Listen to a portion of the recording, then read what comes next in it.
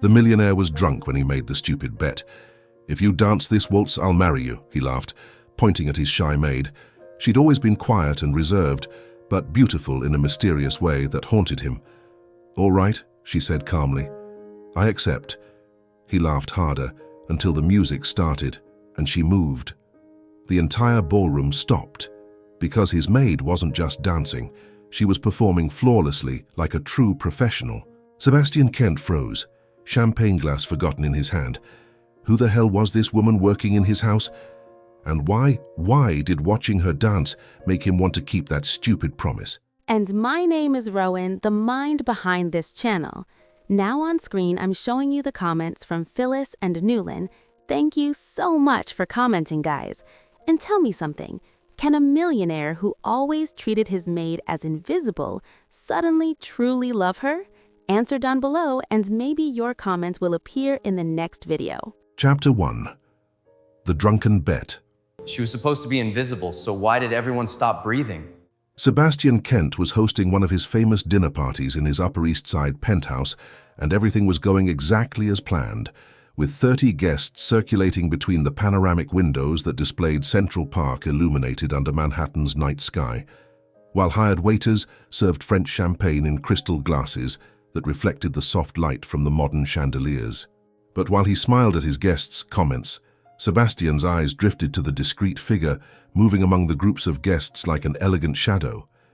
Grace Hahn was collecting empty glasses with silent and precise movements, replacing canapé plates without interrupting any conversation, existing in that liminal space between presence and invisibility that only truly observant people could inhabit.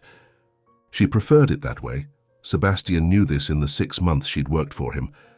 But there was something deeply disturbing about the ease with which she disappeared, even while being there, in the center of the room, wearing that simple black and white uniform that should have made her just another employee, but which, for reasons Sebastian couldn't fully explain, did exactly the opposite. He didn't want to notice, because it was inappropriate and crossed all the lines an employer should maintain. But Grace was impossible to ignore once you actually looked at her.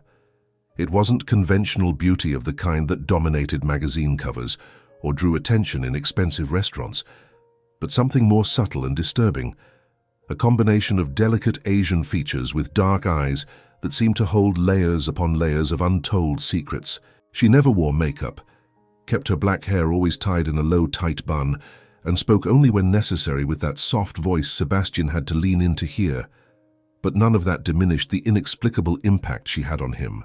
It was the way she moved, Sebastian concluded during one of the many times he caught himself watching her when he should have been focused on contracts or important calls, something in the straight posture and controlled gestures that suggested deep discipline and untold stories. They talked sometimes, brief exchanges when Sebastian came home late and found Grace still organizing the kitchen, or in the mornings when he woke up too early and she was already preparing coffee with that silent efficiency. At midnight, when half the guests had already left and those who stayed were significantly more relaxed by the constant alcohol, Sebastian was very drunk, which was rare for him, but inevitable considering David kept refilling his glass every time he blinked. Sebastian. Julia appeared beside him with that gleam in her eyes that always foreshadowed trouble, holding her own champagne glass like a weapon of social negotiation. "You don't even dance at your own party. What kind of pathetic host is that?" "The kind who hired people to entertain the guests precisely to not have to do that," Sebastian replied with the brutal honesty that alcohol provided. But Julia just rolled her eyes with the familiarity of someone who had 32 years of experience dealing with her impossible younger brother. "Dancing is overrated anyway," he continued, grabbing more champagne from a tray that passed nearby, catching a glimpse that it was Grace holding the tray, her long, delicate fingers balancing the weight with ease that seemed too natural. "I prefer watching other people humiliate themselves publicly." "I bet even Grace dances better than you," Julia said, with that provocative tone she used specifically to irritate him, winking at the housekeeper who was a few steps away collecting abandoned plates from various surfaces. "Isn't that right, Grace? You certainly have more coordination than my brother, who trips even on flat ground." Grace turned slightly pink, but didn't respond immediately, focusing her attention on stacking the plates carefully while the color rose softly up her delicate neck. in a way Sebastian found strangely captivating. She rarely showed emotion or reaction, so even that slight embarrassment seemed too significant. Sebastian watched her profile while she worked, noticing for the first time the elegant shape of her neckline, the soft curve of her cheek, the long lashes that cast tiny shadows under the chandelier light. There was something deeply wrong with him, Sebastian thought with the sudden and uncomfortable clarity that sometimes cut through the fog of alcohol, for being so fixated on someone who worked for him. But the thought vanished when Grace finally spoke. "Grace barely speaks," Sebastian said before she could respond to Julia, and he knew he was being unfair and slightly cruel, but the champagne had destroyed his normal social filters. "I doubt she dances, considering she seems determined to be invisible." Grace stopped organizing the plates and turned to look at him directly, and Sebastian felt something strange happen in his chest when those dark eyes fixed on his with an intensity he'd never seen in her before. For 6 months, Grace had avoided direct eye contact, always looking slightly to the side or down, but now she stared at him with an expression that was simultaneously calm and defiant. "Don't underestimate quiet people, Mr. Kent," Grace said, with a soft but firm voice, and the formal use of his name when they were just chatting casually seemed to establish an intentional distance that made Sebastian want to cross it immediately. "Silence doesn't mean absence of ability, just a choice of when to reveal." The comment surprised everyone in the group, close enough to hear, because Grace rarely spoke more than 5 words in a row, and never with that quiet authority that suggested strong opinions carefully guarded. Julia widened her eyes with visible pleasure, while David let out that low laugh that indicated he was loving the drama unfolding. Sebastian turned completely toward Grace, forgetting the other guests and even the glass in his hand, focusing all his attention on her in a way that was probably too intense, but he couldn't bring himself to care. There was something fascinating about finally seeing her show a glimpse of what was beneath the carefully controlled surface. And Sebastian discovered he wanted more, wanted to tear away all those layers and find out who the hell this woman was, who had spent 6 months in his house being simultaneously present and completely inaccessible. The alcohol spoke for him before his brain could intervene with reason or common sense. "Okay, Grace," Sebastian said, pointing to the empty space that some guests had turned into an improvised dance floor, feeling that dangerous boldness that came from being drunk and fascinated simultaneously. "Bet, then, if you dance this waltz, and dance for real, I want to see you impress everyone here, not just shuffle your feet. I'll marry you." The silence that fell over the room was so heavy and absolute that Sebastian could hear the distant Manhattan traffic 20 floors below, and for a second, he considered that maybe he'd finally crossed a line with no way back. David was looking at him with an expression of amused horror, while Julia seemed torn between strangling him and applauding the chaos he'd created. "Sebastian, you're completely drunk," Julia started to say. But Grace interrupted her before she could continue her attempt to save him from his own stupidity. "He is," Grace agreed with that calm voice that seemed to cut through the silence like a sharp blade, placing the tray of plates on the side table with deliberate and controlled movements. She looked at Sebastian with an expression he couldn't fully interpret, something between amusement and challenge and perhaps a touch of justified irritation. "But that's okay. I accept." Sebastian was expecting her to back down or laugh at the absurdity of the situation, or do anything except what she did, which was walk with that silent grace to the center of the improvised room, removing the simple apron she wore over her uniform. He watched, completely unable to look away, as Grace released her hair in one fluid and casual movement, freeing shiny black waves that fell to her waist in a cascade that completely transformed her appearance. "Music, please," Grace requested with a soft but clear voice, and Julia, who seemed as fascinated as Sebastian, ran to turn up the volume on the sound system. Tchaikovsky filled the penthouse, the waltz of the snowflakes, with that ethereal and melancholic quality that always made Sebastian think of impossible and lost beauty. Grace closed her eyes in the center of the room, and Sebastian saw her ribcage expand and contract in a deep and controlled breath, her shoulders relaxing as she prepared for something he still didn't fully understand. Then she began to move, and Sebastian's world literally stopped making sense. It wasn't the dancing of an amateur or hobbyist or someone who'd taken a few classes as a child and vaguely remembered the basic steps. Grace was performing with technique and precision that Sebastian had only seen in professional New York City ballet productions. Each movement executed with absolute control that defied the laws of physics he thought governed human bodies.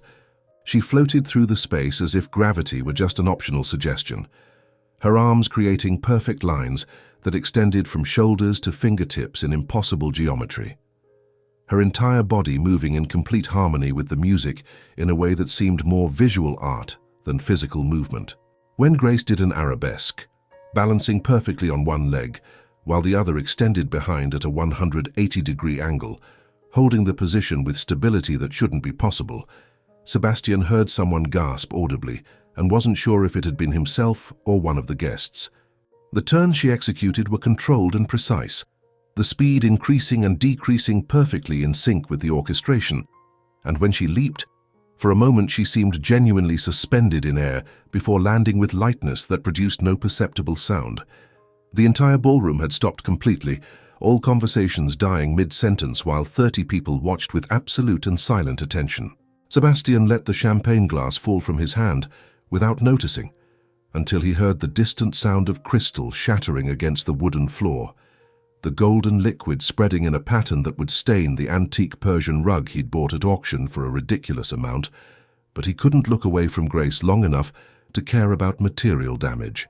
Because Grace, his quiet and invisible and meticulously contained housekeeper, was dancing like a prima ballerina in a principal performance, not like someone who knew some basic steps, but like a trained professional who had dedicated entire years to perfecting that specific art. Every angle of her body was precise, every transition fluid, every facial expression perfectly calibrated to convey the melancholic emotion of the music, and Sebastian felt something strange and disturbing happening in his chest as he watched, a mixture of admiration and shock and something deeper he didn't want to name. The music built toward the finale, and Grace executed a final sequence of turns that seemed to completely defy the laws of physics before stopping in a final pose with her arms extended above her head, her back arched in an impossible curve, her face turned upward with an expression of controlled ecstasy that made Sebastian forget how to breathe for several consecutive seconds. Absolute silence filled the penthouse for 3 long heartbeats. Then the room exploded in applause so loud and enthusiastic that Sebastian was certain his neighbors would hear through the supposedly soundproof walls. People were literally shouting appreciation while clapping, some already reaching for their phones to capture video or photos, even though the performance had already ended. Grace straightened from the final pose with that same fluid grace, gathered her hair and tied it back in the low bun, with quick and efficient movements, retrieved the apron she'd left on a nearby chair, and tied it at her waist as if she'd just returned from a brief break, instead of having just executed a performance that would be memorable on any professional stage in the world. "I believe you have a wedding to plan, Mr. Kent," Grace said with a perfectly calm and controlled voice, showing no sign of breathlessness or physical effort, despite what she'd just done.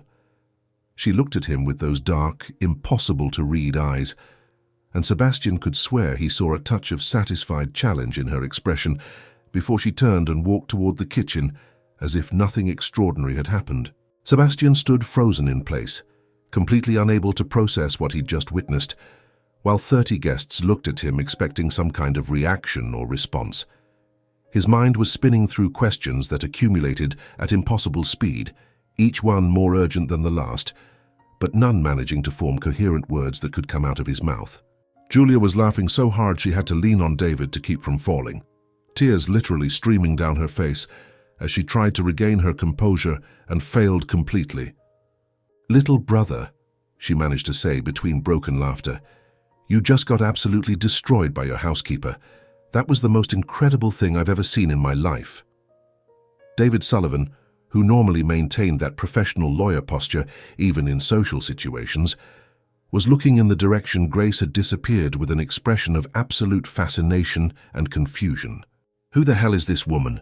he whispered, more to himself than to any specific person. Sebastian didn't answer, because he was asking exactly the same thing. Yeah, you could say Sebastian opened his eyes to Grace for the first time in his life, but will his marriage bet really be fulfilled? Chapter 2. The Morning After and Questions. If last night was real, why does she look like nothing happened? Sebastian woke up with a brutal hangover and too clear a memory of the night before. I didn't do that, he mumbled to his pillow, pressing his hands against his temples where pain throbbed in constant waves.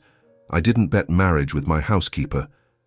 But he had, and worse, she'd accepted, and danced like something he couldn't even name because he didn't have adequate words in his language or any other he knew.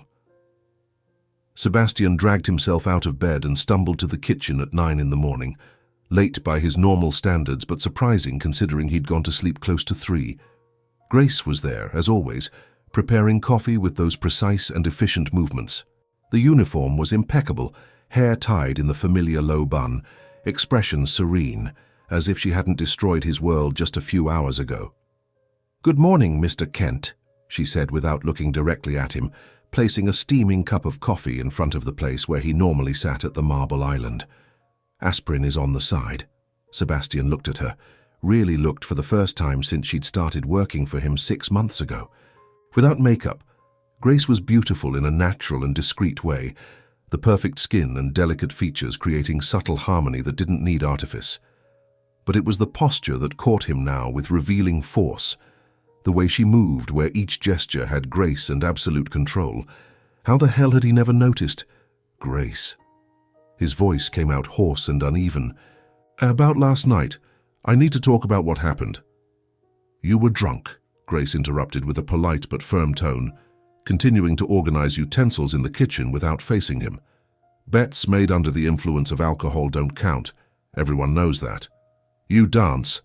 It wasn't a question, it was a statement loaded with all the questions Sebastian didn't know how to formulate yet.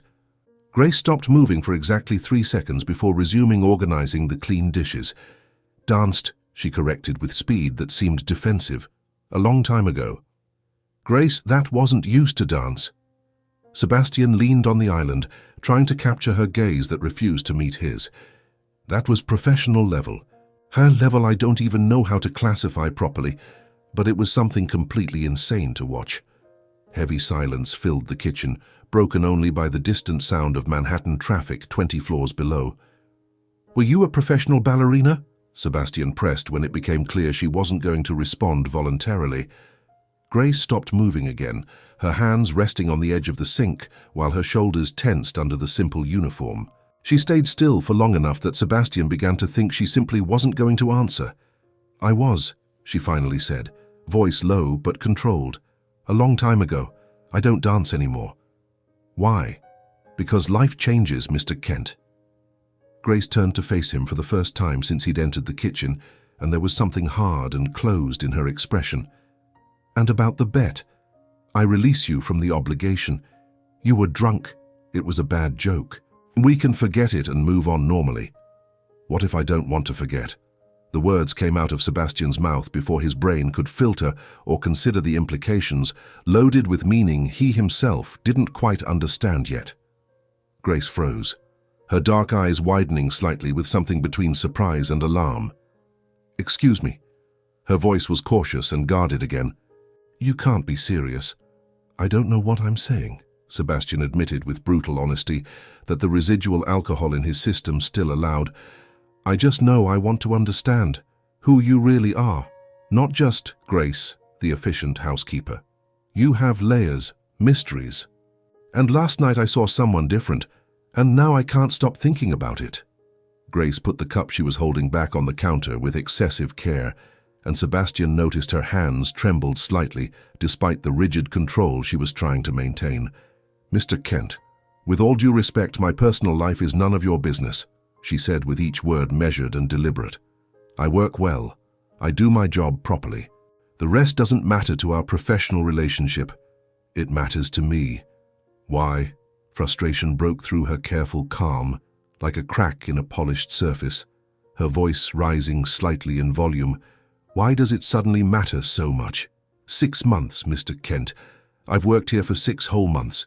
You barely looked in my direction. Now, just because you saw me dance for 5 minutes, Suddenly I'm interesting. Suddenly I deserve attention. The words cut Sebastian because they were raw and undeniable truth, a fair accusation he had no adequate defense for. He'd been blind and ignorant and arrogant in ways he was only now beginning to recognize. "You're right," Sebastian admitted, because lying would be an additional insult. "I was blind, ignorant. But Grace, I always noticed you somehow. I always found you intriguing, even when I didn't understand why. I just didn't know how to cross the barrier between us." "Like what? Talk to the help." The bitterness in her voice was sharp and painful. "Cross the sacred line between employer and employee." "Like crossing the wall you've built around yourself," Sebastian responded, getting up from his chair and taking a step toward her. "You hide, Grace. I see that now clearly. You make yourself small, quiet, invisible on purpose. Why?"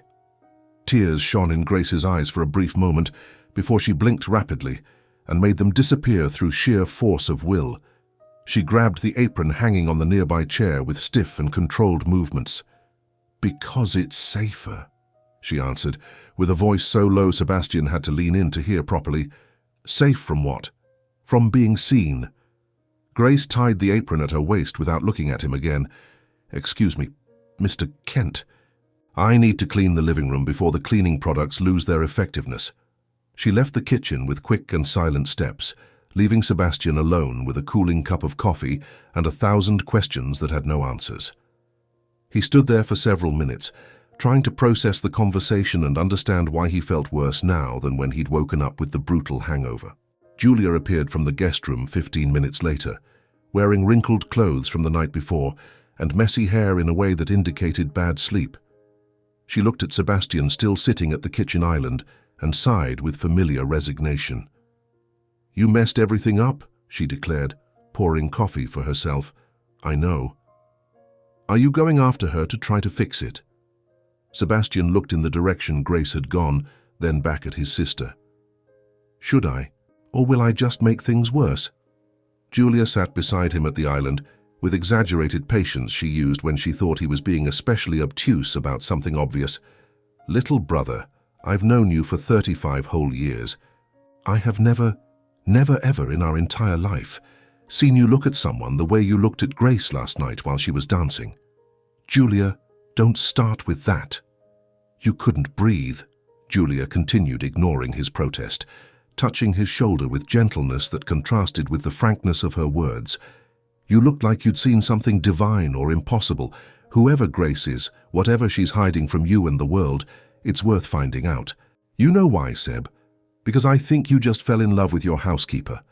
Sebastian didn't respond because he had no adequate words to deny or confirm the absurd and terrifying statement Julia had just made, because she might be right about what he was feeling, and if she was, everything was going to get infinitely more complicated, and that was terrifying in ways he wasn't prepared to face yet. Chapter 3: Investigation and Growing Closer. Who was she before she became Grace, and why was her past erased? Sebastian did something questionable 3 days after the conversation in the kitchen.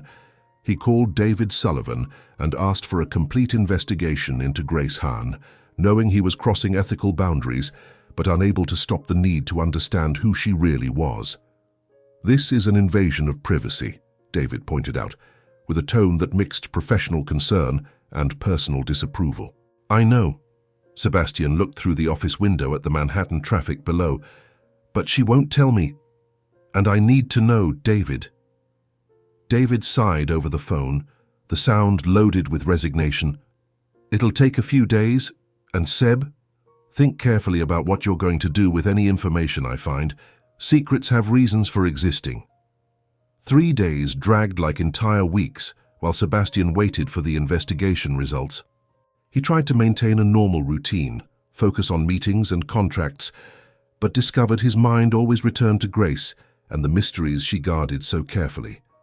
David showed up at the penthouse on a Thursday night, carrying a thick manila folder and a somber expression that made something tighten in Sebastian's chest. "Sebastian, sit down," David said, placing the folder on the coffee table with weight that seemed excessive for paper and ink. Sebastian sat on the couch, watching as David opened the folder and began organizing documents, printed photos, and newspaper articles. There was a photo of a younger Grace, maybe 24 or 25, shorter hair, and a radiant smile Sebastian had never seen in person. She was wearing an elaborate white tutu and delicate tiara, posing in a perfect arabesque. "Grace Hahn," David began with the tone of a lawyer presenting a complex case. "Former principal dancer with the American Ballet Theatre, prodigy who joined ABT at 19 as a member of the Corps de Ballet, promoted to soloist at 23, and principal at 24. The New York Times critic called her the ballerina of her generation after her debut in Giselle." Sebastian picked up the photo carefully, studying the young and happy face that seemed to belong to a completely different person from the Grace he knew. And then what happened? 18 months ago, everything fell apart. David pulled out a set of newspaper articles with sensationalist headlines highlighted in yellow. Grace was rehearsing a new production, an ambitious contemporary piece. The choreographer was James Mitchell, a huge name in the ballet world, influential and extremely well connected in the industry. David made a significant pause before continuing. Mitchell made sexual advances, repeated and progressively more aggressive. Grace refused every time. Mitchell didn't take the rejection well. Sebastian felt anger begin to burn in his chest. What did he do? He accused her of inappropriate behavior during rehearsals, of sabotaging productions, of being difficult to work with, and emotionally unstable. David pushed over copies of printed emails. He used all his influence to systematically destroy her reputation. Fabricated evidence, forged emails, paid or coerced witnesses. Did Grace try to fight? Sebastian asked, though he already knew the answer from David's expression. She tried, but ballet is a small and closed world. Seb, Mitchell had power and connections built over decades. When Grace went to the ABT board with accusations against him, no one believed her. David pulled out more documents. The directors blacklisted her. The press picked up the distorted version of the story and ran with it. Within 6 months, Grace went from rising star to untouchable in the entire industry. And during all that stress, David continued with a softer voice, she suffered a serious injury, partial rupture of the Achilles tendon during rehearsal. The surgery was technically successful, but with her reputation destroyed and months of recovery ahead, her career was finished. At 26 years old, Sebastian said quietly, feeling nausea rise. At 26, Grace lost everything. David closed the folder carefully. She disappeared completely for a year after the surgery. No one in the ballet world knows where she is. Changed from her stage name Grace Hahn to her full name Grace Unahan, cut all bridges with her previous life, then reappeared working as a housekeeper through a basic employment agency. Sebastian felt sick with the weight of the injustice he'd just heard. She was destroyed for refusing harassment, for having integrity and saying no. And now she works for you, hiding who she is, because it was the only way to survive. David leaned forward, looking Sebastian directly in the eyes. Seb, if you're going to do something with this information, be very careful. Grace was hurt by a powerful man once. You're a powerful man too. She won't trust easily, and she has every right not to trust. After David left, Sebastian sat holding the folder for a long time, looking at the photo of young and smiling Grace and thinking about everything that had been stolen from her. Anger burned constant in his chest, mixed with deep sadness for someone he barely knew, but who already mattered more than she should. Over the next few days, Sebastian deliberately changed his approach with Grace. He woke up earlier to be in the kitchen while she prepared breakfast, talking about things that had nothing to do with the party night or dancing. Books, classical music, art, recent museum exhibitions. Never about dance, never about ballet, never pressing for personal information she didn't offer voluntarily. But the conversations were real in a way they hadn't been before, and Sebastian noticed Grace was gradually opening up in small ways. She smiled more, made eye contact that lasted a few seconds longer, shared opinions instead of just agreeing politely. "Why do you live alone?" Grace asked one morning while arranging fresh flowers she'd bought at the market, her delicate fingers organizing the stems with artistic attention. "A successful man like you, 35 years old, should at least have a girlfriend." Maybe a wife and kids. Sebastian considered the question while drinking coffee, deciding on raw honesty instead of a superficial answer. Commitment scares me. My parents had a horrible marriage, spent 20 years destroying each other in slow motion before finally divorcing when I was 15. I swore I'd never get caught in something like that. So you stay alone to avoid getting hurt. Grace stopped arranging the flowers, looking at him with understanding in her dark eyes. Basically, Sebastian paused. Superficial relationships, nothing lasting more than a few months, never letting anyone too close. Lonely but safe. Grace smiled in a sad and recognizable way. I understand that. More than you imagine. The moment stretched between them, loaded with unspoken meaning, eyes meeting and holding contact for several seconds that seemed important in ways Sebastian couldn't articulate. There was a connection there, fragile but real, building slowly. Julia showed up at the penthouse that afternoon and found Sebastian and Grace talking in the kitchen about a new exhibition at the Whitney Museum. She watched for a few minutes from the doorway before interrupting with a smile that mixed amusement and exasperation. "You two are dancing around each other," she commented after Grace left to shop at the market. "Literally. Careful circles, cautious approaches. It's exhausting just to watch. She works for me, Jules. So fire her, or hire another housekeeper. Or I don't know, talk to her about the huge elephant in the room." Julia grabbed an apple from the fruit bowl. Life's too short to keep circling forever without ever taking the real step. 2 weeks after the party, Sebastian went out to the terrace late at night looking for fresh air and found Grace there through the glass doors. She was alone, or at least thought she was, doing stretches with movements he recognized as ballet technique. Leg extended on an improvised bar using a chair back, body bending at angles that defied normal anatomy. Sebastian watched in silence for several minutes before speaking. "You still love it?" Grace froze mid-stretch, her legs slowly lowering as she turned to face him with an expression of vulnerability and fright, as if she'd been caught doing something forbidden.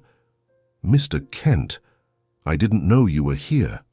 "Sebastian," he corrected gently, walking onto the terrace. "Please, when we're alone, Sebastian." Grace pulled a sweatshirt over her workout top with a gesture that was clearly defensive. "Sebastian," she repeated, her voice trembling slightly. "I was just stretching. My knee gets stiff if I don't maintain some flexibility." "Don't lie to me, Grace." Sebastian stopped a few feet from her. "You weren't just stretching. You were dancing, even without music, even thinking you were alone." Tears filled her eyes, shining under the light from the windows. "Yes," she admitted, with a low and broken voice. "I still love it. Dance was my entire life.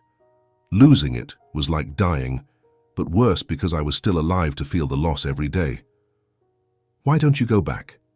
"I can't." The answer came out quick and firm. Destroyed reputation, damaged knee, doors closed everywhere that matters, and even if I could. The tears began to fall now. "I don't know if I'm brave enough to try again and risk being destroyed a second time." Sebastian moved closer and did something he knew was risky, but couldn't resist.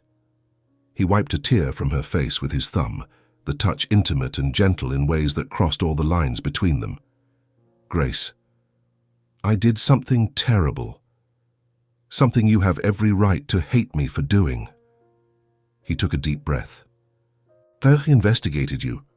Grace recoiled as if she'd been slapped, her eyes widening with shock and betrayal. "What?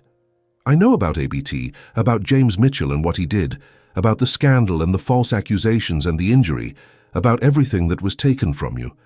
Sebastian held her hands before she could run, squeezing when she tried to pull away. "And Grace, I'm sorry for what you went through, for what was stolen from you. You didn't deserve any of that." Grace was truly crying now, tears streaming down her face as she tried to process the revelation. "You had no right to do that. No right.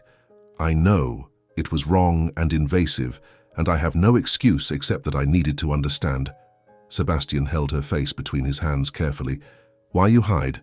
Why you're here working as a housekeeper when you should be on stage? And now that I know the truth, I just want to help in any way you'll let me. I don't need anyone's charity or pity. It's not charity, it's admiration. He forced her to look into his eyes. Grace, you're the strongest person I know. You lost everything, career, dreams, reputation, and still survived. Rebuilt your life from scratch. It may not be the life you wanted, but you didn't give up. That's incredible. Grace looked at him for a long time, searching for sincerity or manipulation in his expression. Why do you care? Why do I matter so much to you? Because, Sebastian took a deep breath, knowing he was about to change everything between them irreversibly. I think I'm falling in love with you. And before you say it's inappropriate, that you work for me, I don't care. I'll fire you right now if it means I can kiss you without being your boss. Grace let out a wet laugh from crying, half amusement and half disbelief. You're crazy. Probably, Sebastian agreed, touching his forehead to hers tenderly. But Grace, that night when you danced, I couldn't breathe. It wasn't just because you were technically amazing. It was because I finally saw you for real. The real you, not the hidden version. And she's extraordinary. Sebastian, her voice came out as a whisper loaded with emotion. You don't even really know me yet. I'm not going to pressure you or force anything. I just wanted you to know that you don't need to hide with me, ever.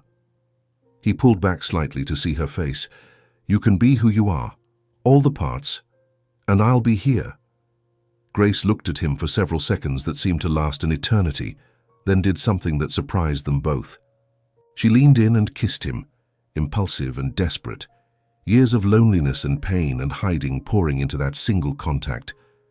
Sebastian froze for half a second before responding, pulling her closer and deepening the kiss with urgency that matched hers. His hands found her hair, still loose from training, while her hands grabbed his shirt as if it were an anchor in the middle of a storm. When they separated, both trembling and breathing irregularly, Grace touched her forehead to his again. Me too, she whispered with a broken voice. I fell in love with you too, and it terrifies me in ways you can't imagine. Why? Because you have power, influence, and the last time I trusted someone like that. She couldn't finish the sentence, the old pain cutting off the words. I'm not him, Sebastian said with fierce intensity. I would never be. Grace, I swear I would never use position or power to hurt you. Don't swear yet. She touched his lips with trembling gentleness. Let me process this. Us. It's too fast, too intense. How much time do you need? Grace smiled for the first time genuinely, small but real. Ask me again tomorrow. And the day after? Also. I have patience, Sebastian lied, because he actually wasn't sure he could wait, but would do anything she needed. Grace laughed softly, a beautiful sound Sebastian wanted to provoke more often. Liar. They stayed on the terrace longer, just holding each other while Manhattan glowed around them under the night sky. In that moment, under the invisible stars behind the city's light pollution, something fundamental changed between Sebastian and Grace. They were no longer employer and employee, no longer strangers guarding secrets. They were two people broken by past experiences, finding the possibility of healing in each other. I'm not gonna lie to you guys. This whole thing about one broken person healing another broken person just through the power of love always gets me. Do you believe in that too? Chapter 4. The Director Returns. Drama Peak. The past is never truly gone. What do I do now? 2 weeks had passed since that night on the terrace, and Sebastian still wasn't sure how to classify what was happening between him and Grace, though technically, he'd fired her the day after the kiss in a strange conversation where he insisted she couldn't continue being an employee if they were going to explore what was between them. Grace had refused to accept any kind of severance or final payment, with a stubbornness that surprised and secretly charmed him. I don't want your money for something I chose to leave, she'd said, with that calm firmness he was learning to recognize as a sign of final decision. And Sebastian knew there was no point arguing when Grace used that specific tone, so she continued living in the penthouse guest room officially as a temporary guest, but in practice as something much more significant that neither of them was ready to name out loud yet. And Sebastian discovered that waking up knowing she was on the other side of the hallway was simultaneously comforting and terrifying. They were cautious with each other, the way people hurt in the past always are. Slow approaches and measured touches and conversations that revealed layers gradually instead of all at once. But there was growing happiness in it that Sebastian hadn't experienced in years. Grace smiled more now, with that kind of genuine smile that lit up her entire face. And she'd started leaving her hair down when they were alone in the penthouse, with the black waves falling free over her shoulders in a way Sebastian found too hypnotizing to be healthy for his sanity. There was growing intimacy in dinners prepared together in the kitchen, and mornings reading different books, but sitting so close their shoulders touched. Conversations about fears and dreams, and all the broken things inside them they were trying to fix together. Julia had visited 3 times in the last 2 weeks, always leaving with the satisfied smile of someone who'd predicted all of this, which was irritating but also comforting because Sebastian needed someone to believe he wasn't doing something insane. Then Thursday morning, when Sebastian was in a meeting with investors discussing a new Brooklyn development, Julia called with urgency in her voice that made him know immediately something was wrong. "Seb, you need to come home now," she said without preamble, her tone tense in a way it rarely was. "There's a man here in your lobby asking to see Grace, Richard Park, and Seb." She went completely white when the doorman notified her through the intercom. "She's genuinely panicking." Sebastian felt something cold spread through his chest as he stood up from the conference table without caring about the surprised looks from the investors around him. "Don't let anyone up until I get there," he instructed, already walking toward the door and grabbing his blazer in a fluid movement. "And Julia, stay with her, don't let her leave."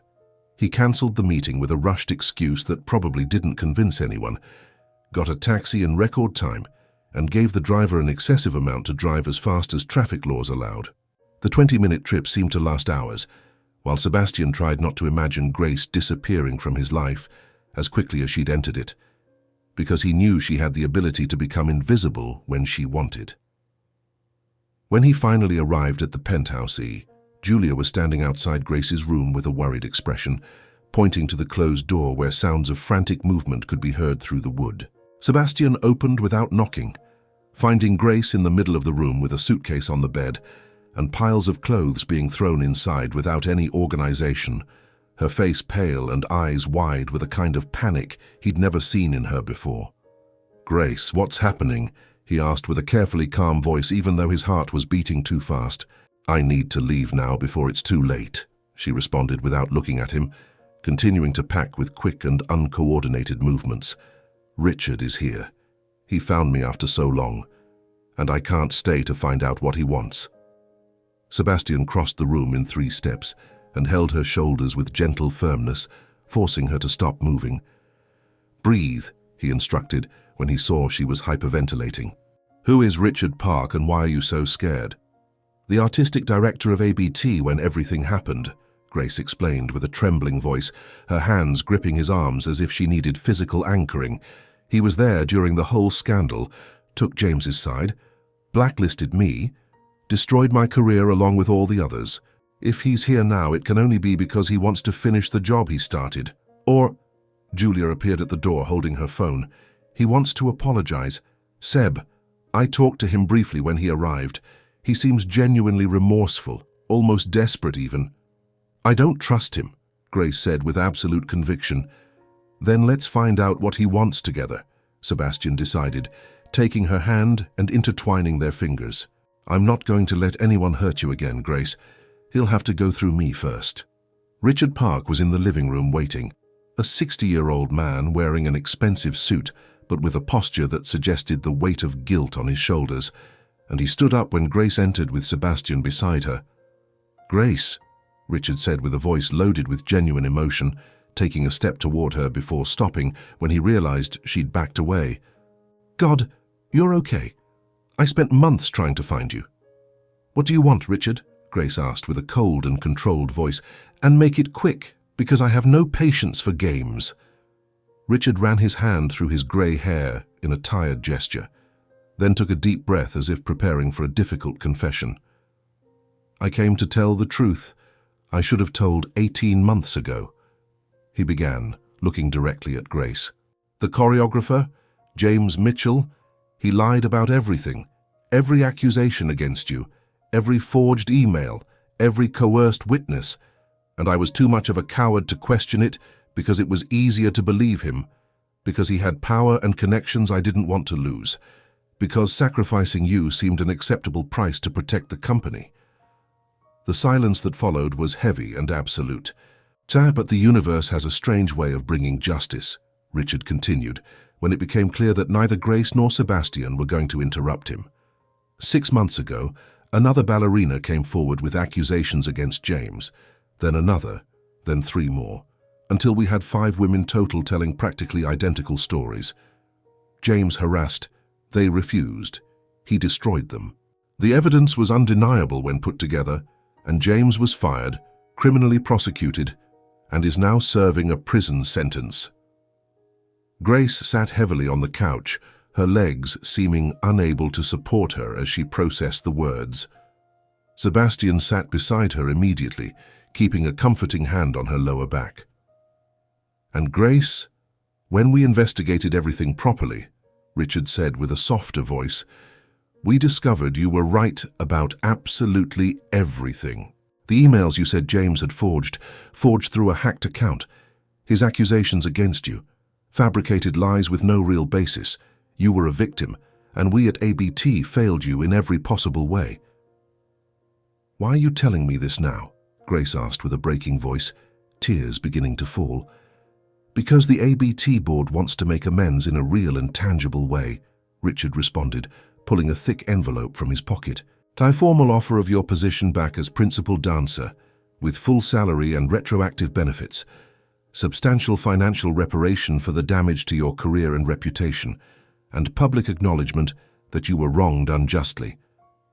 Grace took the envelope with trembling hands, opening to reveal legal documents and a check that made her eyes widen. We want you back, Richard said with sincerity. The company needs you. I need you. Grace, you were the best ballerina of your generation, and we made an unforgivable mistake in letting you go. Sebastian felt his world begin to shift as he watched Grace look at that envelope with painful longing, because he could see in her eyes exactly what it meant. My knee, Grace whispered, looking at the documents. Is it healed enough to handle performances? The company's orthopedic doctor would do a complete evaluation before anything, Richard explained. But from what I understood from the surgeon who did your operation, with proper physical therapy, you could return to your previous level. It wouldn't be easy, but it would be possible, and you were never one to choose easy paths. Grace, you always fought. Grace looked at Sebastian, and he saw the struggle happening in her dark eyes. This is everything you wanted, Sebastian said with a low voice, forcing the words even though they cut. Your life back. Your career. Justice finally. But what about you? Grace asked, turning to face him. Sebastian felt his heart break a little with the question. Grace, I'm not going to be the reason you don't pursue your dreams. Never. ABT is in New York, she pointed out quickly as if trying to convince herself. Lincoln Center is 15 minutes from here. I don't need to go anywhere. But you'd need total dedication, Sebastian responded, being brutally honest because she deserved truth. Intensive training every day, rehearsals that last hours, performances that demand everything from you. You wouldn't have time for what we have. Then we choose to make it work, Grace said with almost desperate ferocity.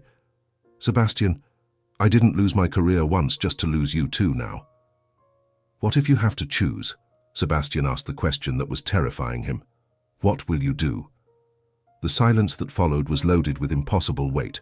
Richard noticed the tension between them, standing up from the armchair with a careful movement and placing a business card on the coffee table. I'm going to give you time to think without pressure, he said, looking at Grace with respect. Call when you decide, whatever the decision, but Grace, you deserve to have everything that was taken from you. He left the penthouse, leaving heavy silence filling the space. Grace stood looking at the envelope in her hands for several seconds that seemed eternal. Then Sebastian broke the silence with a low voice. You should accept, he said, even though the words hurt coming out. You want me to go? Grace turned to look at him with eyes full of pain and confusion. "I want you to be happy," Sebastian responded, holding her face between his hands. "And Grace, dance makes you happy in a way I never could." "That's not true," she started to protest, but he interrupted her. "It is true," Sebastian insisted with intensity. "I saw you that night when you danced at the party. You were alive in a way I'd never seen before or after. Complete. And if staying with me means giving that up, I can't let you make that choice." Grace kissed him then, desperate and urgent, her hands gripping his shirt as if it were an anchor in the middle of a storm. "I don't want to choose," she whispered against his lips when they separated from the need for air. "Maybe you don't have to," Sebastian said, touching his forehead to hers. "Maybe we can try to make it work somehow. Together." "You promise?" Grace asked with a trembling voice. "Promise you won't disappear when it gets hard, when I'm too exhausted or too busy, or when everything seems impossible?" Sebastian held her face with gentleness that contrasted with the intensity of the emotions between them. "Grace Hahn, I love you," he said, letting the words hang in the air loaded with weight and meaning. "And real love means fighting even when it's hard, especially when it's hard. I won't disappear just because the path has obstacles."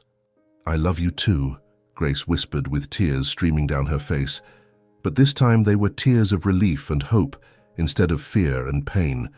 And in that moment in the Upper East Side penthouse, surrounded by impossible decisions and uncertain futures that could go wrong in 1,000 different ways, Grace and Sebastian decided one fundamental thing that would change everything. They were going to try to make it work together, would fight for the relationship even when it seemed impossible, would choose each other repeatedly, even if it meant sacrifice and difficult compromise, because some loves are worth the fight, and what they'd found in each other was too rare to give up without really trying. Chapter 5. The Real Waltz. Finally. This time, the dance wasn't a bet. 6 months later, Grace was back at the American Ballet Theatre as principal dancer, and the knee rehabilitation had been brutal in ways Sebastian witnessed every night when she returned to the penthouse with an exhausted but satisfied expression. She was stronger than ever, her body reconditioned through intensive physical therapy and training that started at 6 in the morning and frequently only ended after 8 at night. But Grace glowed in a way Sebastian had never seen before. And Sebastian. He was in the audience for every performance without exception, front row whenever he could guarantee the tickets, watching Grace fly across the stage with a mixture of pride and admiration that sometimes made his chest ache in a good way. The relationship hadn't been as easy as they'd both naively hoped in that first moment of passionate promises. Grace's rehearsals were long and physically demanding. Sebastian traveled for business meetings he couldn't cancel, and they fought about time and priorities and accumulated exhaustion with irritating frequency. But every night Grace came back to the penthouse, which was now officially their home with the guest room, transformed into a shared bedroom full of mixed clothes and stacked books. Sebastian was waiting with dinner prepared and infinite willingness to massage sore feet while she complained about demanding choreographers. "So don't you get tired?" Grace had asked on a particularly difficult night, when she'd gotten home at 11 after a rehearsal that should have ended 6 hours earlier. "Of dating a ballerina who never has time and is always too tired for anything interesting." "Never," Sebastian had responded with absolute sincerity, pulling her to the couch and placing her feet in his lap to begin the massage that had already become a ritual between them. "Because when you dance, I see you completely happy in a way that's worth any sacrifice. Your happiness is my happiness, Grace." Today was the night of the ABT Benefit Gala, a huge event that happened once a year with the presence of wealthy donors and important critics, and Grace was the principal star performing a variation from Giselle that had been rehearsed to obsessive perfection over the last few weeks. Sebastian was nervous in ways that had nothing to do with her performance, because the ring he'd bought 3 weeks ago, after extensively consulting Julia about Grace's tastes, was burning a metaphorical hole in the pocket of the tuxedo he'd worn for the occasion. Grace was backstage at the David H. Koch Theatre, preparing when Julia appeared with a conspiratorial smile that made something alert in her mind. "Grace!" Julia called, crossing the organized chaos of dancers stretching and adjusting costumes. "Sebastian asked me to give you this before the performance." She handed over a simple white envelope with Grace's name, written in Sebastian's masculine and slightly irregular handwriting. And Grace felt her heart accelerate as she opened it with fingers that trembled slightly. Inside was a handwritten letter on expensive paper. Grace, 6 months ago, I made a drunk and idiotic bet. If you dance, I'll marry you. You danced and destroyed my world in the best possible way. Today, I remake that bet. Sober this time. Intentional this time. In love this time. Dance today at the gala like I know you'll dance, incredible and perfect and absolutely stunning. And then, when the applause ends and you're taking your bow, will you marry me? The ring is with Julia. I love you, my ballerina, said Sebastian. Grace looked at Julia with tears already streaming down her face, slightly smudging the stage makeup that had taken 40 minutes to apply, and Julia smiled, opening her small purse to reveal a navy blue velvet box.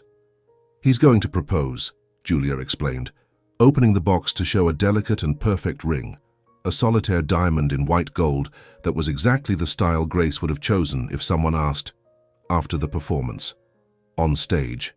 In front of 2,000 people and half a dozen important critics from the New York Times, Grace let out a wet laugh that was half cry and half nervous hysteria. He's crazy, she said, wiping tears carefully to not destroy the makeup more than she already had. Completely insane. Who proposes on the Lincoln Center stage? A man in love who wants the whole world to know you chose him, Julia responded, hugging Grace tightly. So dance, Grace. Dance like you've never danced in your life. And then, when that idiot brother of mine kneels on stage looking terrified, say yes. Grace nodded, unable to form adequate words through the emotion blocking her throat.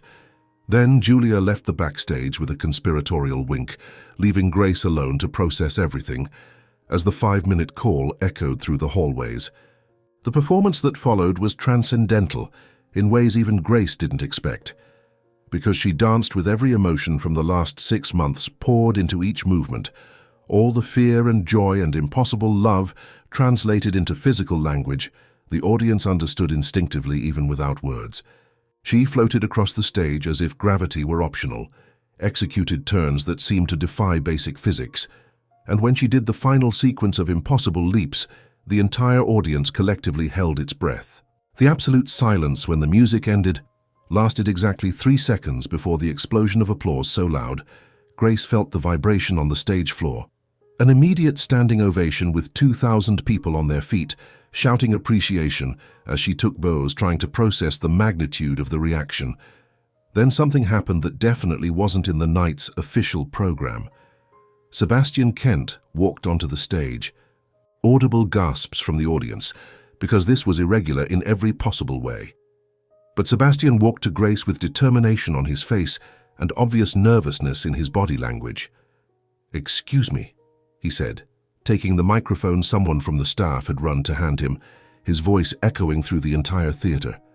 "I don't usually do these things publicly, but sometimes important moments require grand gestures, so—" He knelt right there in the center of the stage in front of 2,000 people, and Grace covered her mouth with both hands as tears began to fall again. "Grace Han," Sebastian began, with a voice that trembled slightly, even amplified by the sound system. "6 months ago, you were my quiet and mysterious housekeeper. I was the arrogant idiot who didn't see who you really were until I made a drunken stupid bet at a party. If you dance, I'll marry you." Laughter ran through the audience, the kind of affectionate laughter that comes from recognizing romantic absurdity. "You danced," Sebastian continued, pulling the box from his pocket, with hands that were definitely trembling now. "And I froze watching because I realized in that moment that I'd seen something extraordinary. Someone extraordinary who had been in front of me the whole time, but I'd been too blind to see." He opened the box, revealing the ring that sparkled under the stage lights. "Grace, you taught me that real love isn't about possession or control," Sebastian said, looking directly into her eyes, forgetting the 2,000 people watching. "It's about support and celebration and fighting together even when it gets hard. And I want to do that for the rest of my life. Dance through life with you, even if my steps are clumsy and I constantly step on your foot." More laughter from the audience, But Sebastian kept total focus on Grace. "So Grace Han, my incredible ballerina, will you marry me?" he asked with exposed vulnerability that made Grace's heart practically explode. For real this time. Not because of a drunk bet, but because we're better together than apart. Grace didn't hesitate for a second. "Yes!" she shouted loud enough for the whole theater to hear, then literally jumped into Sebastian's arms in a technique that was absolutely terrible from a classical ballet standpoint, but perfect from a true love standpoint. Sebastian caught her laughing as she kissed him passionately in the middle of the stage, and the audience exploded in applause, even louder than the performance. Photographers going crazy to capture the moment, while someone shouted, "Best performance ending in history." 1 year later, because Grace had insisted on having adequate time to plan a wedding without the stress of impossible deadlines, they got married in a small ceremony in a Westchester garden with only close family and intimate friends present. The first dance was a waltz, obviously, because Sebastian had practiced obsessively for months with Grace as a patient teacher, even though he continued being disastrous at anything involving rhythmic coordination. "You stepped on my foot," Grace whispered, laughing, as they spun around the improvised dance floor in the garden, the skirt of the simple but elegant wedding dress swirling around them. "3 times so far?" Sebastian admitted with a smile that was pure happiness without shame. New personal record for incompetence. "I'm so proud," Grace said with affectionate sarcasm. "Terrible liar," Sebastian responded, pulling her closer, even though that technically ruined proper waltz posture. They spun laughing and occasionally stumbling but happy in ways that made everything worthwhile. And when the music ended, Julia stood up to make a toast she'd rehearsed, but that sounded perfectly spontaneous. "To the most unlikely couple I know," Julia said, raising her champagne glass with a huge smile. "The housekeeper and the millionaire, the professional ballerina and the man with 2 left feet who trips on flat ground. You proved that love appears in the most unexpected places, and that drunk bets sometimes lead to happy endings no one could predict." Sebastian pulled Grace closer as the guests laughed and applauded, whispering in her ear, "Best bet I ever made in my life." "Even though you technically lost?" Grace asked, looking at him with eyes shining with love and joy. "I didn't lose anything," Sebastian responded, kissing her softly. "So it's won you, which is infinitely better than any victory." Grace kissed him back right there on the improvised dance floor, surrounded by family and love and a future full of possibilities. And in New York City, glowing in the distance under the starry sky, 2 broken souls found complete healing, in the dance that had started everything, and in the love that had saved them both. In happy endings no one had seen coming, but that were always inevitable since that first waltz. And now let me tell you some fun facts and even behind the scenes about this story that I bet you're going to love. Grace worked for Sebastian for exactly 6 months before the party that changed everything, time during which he always noticed something intriguing about her, but never had the courage to cross the employer-employee barrier. The bet happened at midnight with 30 guests present, and Sebastian was so drunk he literally dropped his champagne glass on the Persian rug when Grace started dancing. Tchaikovsky's Waltz of the Snowflakes was Julia's choice, who turned up the sound volume, not Grace's, making the performance even more spontaneous and impressive.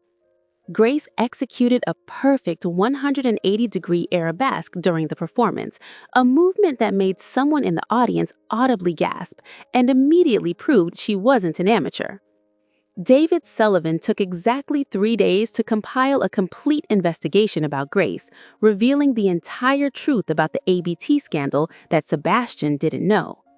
5 different women came forward with accusations against James Mitchell over 6 months, creating an undeniable pattern that finally led to his imprisonment for 3 years.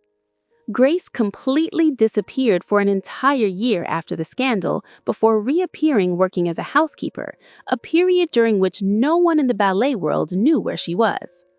The marriage proposal happened on the stage of the David H. Koch Theater at Lincoln Center in front of 2,000 people during the ABT benefit gala, a moment someone shouted was the best performance ending in history.